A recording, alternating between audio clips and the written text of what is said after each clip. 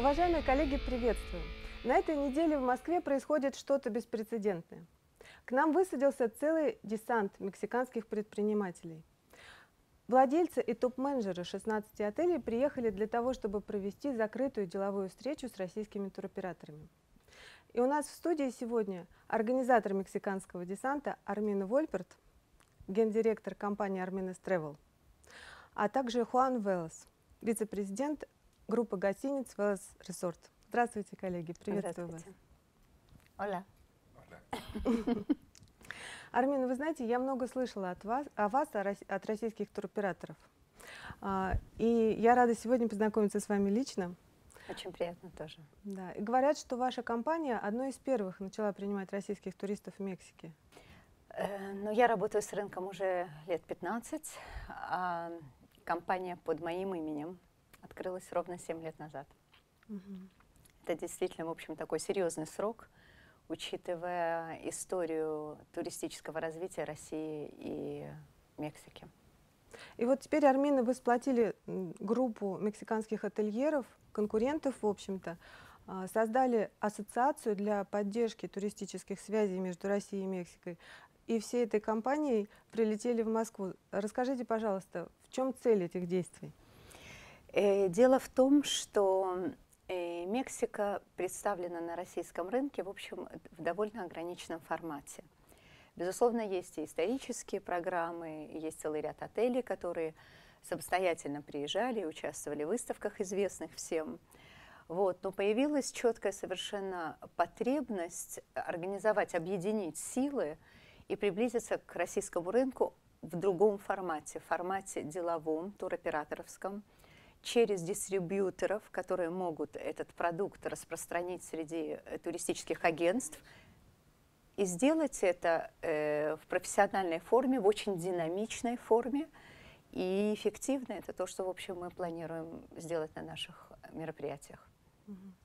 Скажите, пожалуйста, вы ожидаете исключительно профессиональную публику, туроператоров, да? Абсолютно верно, да. Это в чистом виде мероприятие, которое будет состоять, на самом деле, из различных видов рабочих встреч.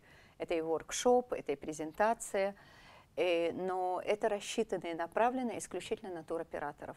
То есть людей, которые занимаются Мексикой, которые планируют заниматься Мексикой, они туроператоры, то есть они занимаются дальними направлениями, и они хотят в течение одного дня пообщаться с ведущими менеджерами, директорами, хозяевами основных продуктов мексиканского рынка.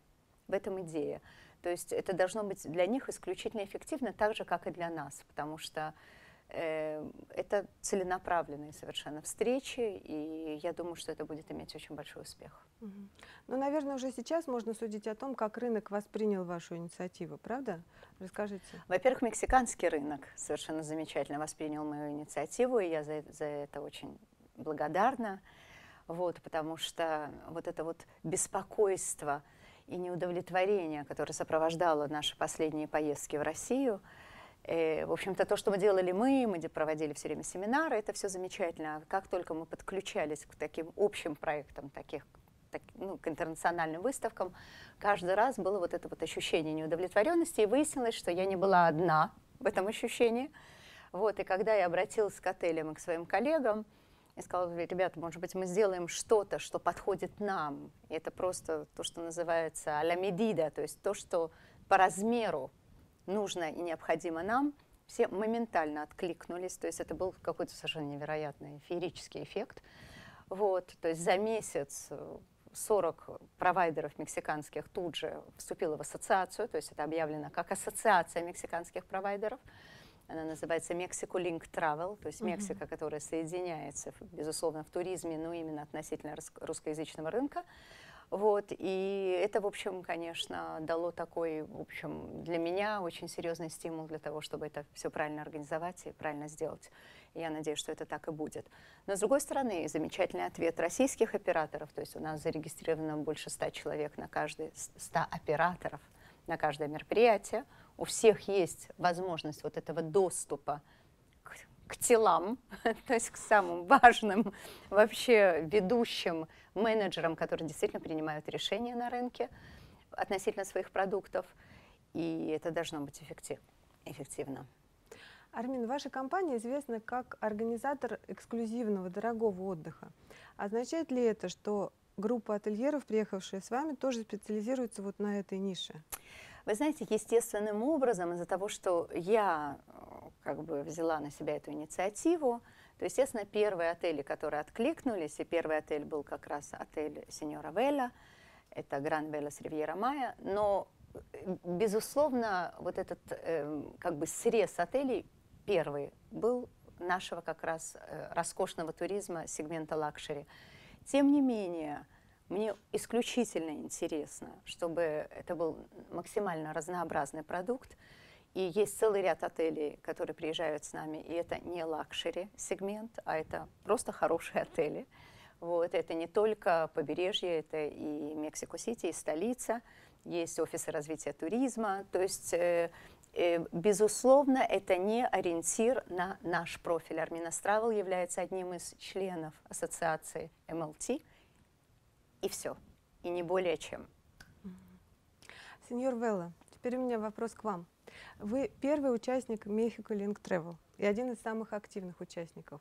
Скажите, пожалуйста, чем обусловлен ваш этот особый интерес к российскому рынку сегодня? Desde hace 2-3 años, en lo Уже personal, 2-3 nosotros года мы hemos наблюдаем, visto и я вижу, как российский рынок растет. И очень важно, чтобы этот рынок знал, что есть очень большой выбор, совершенно замечательный выбор отелей, которые можно предложить вашим туристам. И, безусловно, именно поэтому мне этот проект интересен, потому что мы объединяем в таком формате все наши силы. Сеньор Велла, когда я готовилась к нашей встрече, я собрала информацию о вашей группе компаний, и я поняла, что один из ваших отелей работает по совершенно эксклюзивной, уникальной системе. Расскажите, пожалуйста, об этом формате сервиса. Sí, es un concepto diferente en el sentido Основной que концепт «все включено», но он не оригинальный. Потому что обычно этот концепт предлагается для массового туризма, для определенного уровня питания в таких отелях. Наш же продукт, при том, что там все включено, сориентирован исключительно для туриста, который поехал бы, например, в Four Seasons или Ritz-Carlton, то есть для тех туристов, которые никогда не взяли бы формат «все включено». Tiene varios componentes. Один из элементов, который тоже имеет большое значение, это, во-первых, виды наших номеров. Больше 100 квадратных метров, все сьюты, номера фантастически шикарные. El segundo ingrediente tiene que ver con el aspecto Второй culinario. элемент, и очень важный, это тема кулинарная. Когда мы говорим о таких туристах, которые никогда не ездят на All Inclusive, все, что мы предлагаем, это мы удовлетворяем его ожидания. То есть такого уровня клиент, который ездит по всему миру и позволяет себе кушать в лучших ресторанах мира. Мы оправдываем его ожидания тем уровнем питания, который предлагается в отеле. Entonces tú vas a encontrar en el hotel Это, во-первых, рестораны, которые предлагают и вариант меню, и вариант буфета. Но в любом случае, это всегда уровень, отличающийся от обычных отелей All Inclusive. Второй очень важный момент. Если утром вы только проснулись, еще расслаблены, можете позавтракать в неформальном виде, но вечером все абсолютно меняется. Вечером это рестораны, каждый из которых со своим шефом, причем шефом топ-уровня, и это полностью меняет атмосферу. То есть ты действительно выбираешь уровень ресторана, который может сравниваться с уровнем лучших ресторанов мира. И еще два очень важных момента. Обычно ведь в отелях рум-сервис гораздо слабее, чем рестораны, даже в обычных отелях. Здесь же все должно быть точно такого же уровня. Рум-сервис должен быть очень высокого уровня, как в ресторане. И напитки. Напитки премиум-класса, напитки самые лучшие. И те, которые предлагаются в самом номере. Это тоже все включено.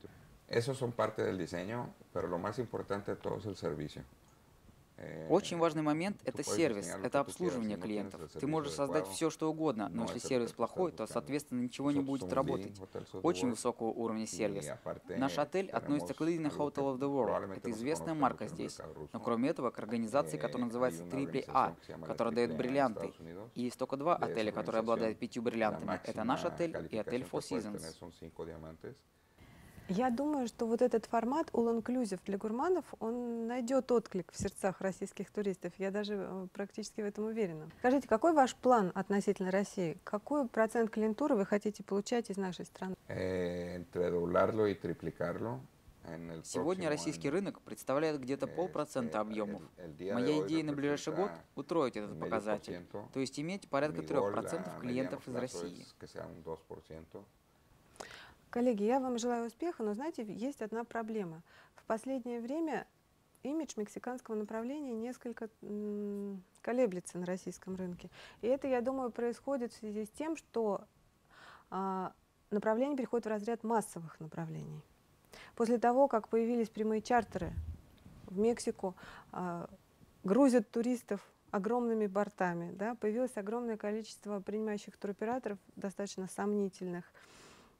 Армина, вы чувствуете вот это, да, вот эту конкуренцию? Как вы чувствуете это больше, чем мы? Безусловно. На самом деле это не конкуренция, это та тенденция, которая происходит на рынке. Я, в общем, или я слишком хорошо о себе думаю, или это действительность, но я действительно не считаю, что это конкурирующие форматы. Мы работаем в совершенно разных сегментах, и для этого сегмента, массового сегмента, сегмента экономичного, тоже должны быть принимающие стороны, и они тоже должны давать сервис. Вот. Главное, чтобы это все происходило в рамках закона, чтобы это происходило на хорошем уровне, который, в общем, оправдывает уровень Мексики и его имидж. Вот. Если в такой форме людей обслуживают, то это все правильно, это хорошо, и это просто другой сегмент, который существует на рынке.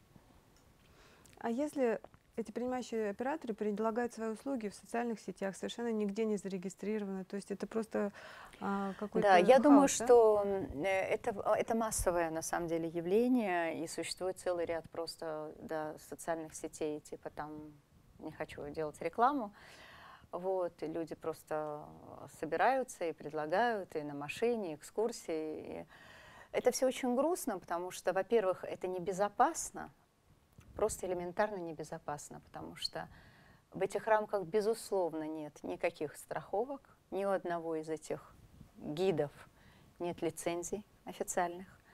Вот. И люди не имеют права, в Мексике довольно строгие законы туристические, и на сегодняшний день все эти законы просто игнорируются, поэтому это не может продолжаться бесконечно, несмотря на то, что все эти посты на русском языке, они уже начинают читаться, людей уже начинают фиксировать, кто это делает.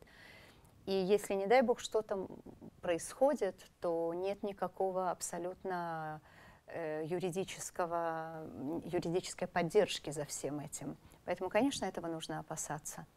Вот, это и страховки можно, например, посадить туриста исключительно в машину с туристическими номерами. А туристические номера это целое дело, это надо получать, это полгода проверок, это водитель, который имеет специальное удостоверение, по которому имеет право работать с туристами. Поэтому это все очень непросто. Но я думаю, что это, в общем, как-то начнут контролировать. Мы, во всяком случае, делаем все, чтобы была осознана эта проблема на более высоком уровне.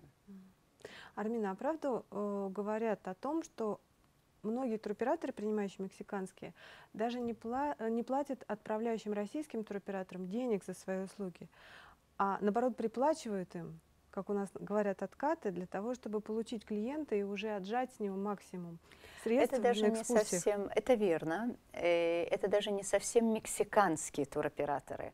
Это российские операторы, которые открыли свои принимающие стороны, принимающие офисы у нас. Вот. Есть и мексиканские тоже, но в принципе вот эта тенденция, она, конечно, появилась вот с этими чартерами, и это исключительно популярно. Я не знаю деталей, потому что мы совсем в этом не участвуем, и ни с кем не торговались, сколько мы будем платить за человека, $5 или $100, поэтому мне сложно говорить о деталях, но это, безусловно, существует на рынке сегодня. Армина, как же вы, можно сказать, первопроходец мексиканского рынка, да, вот, чувствуете сейчас себя в этой среде? Как вы видите свое дальнейшее развитие? Вы знаете, у меня есть вот я для себя выбрала абсолютно четкое поведение относительно всего этого. Я просто игнорирую. Я иду своим путем, Я пытаюсь расширить продукт.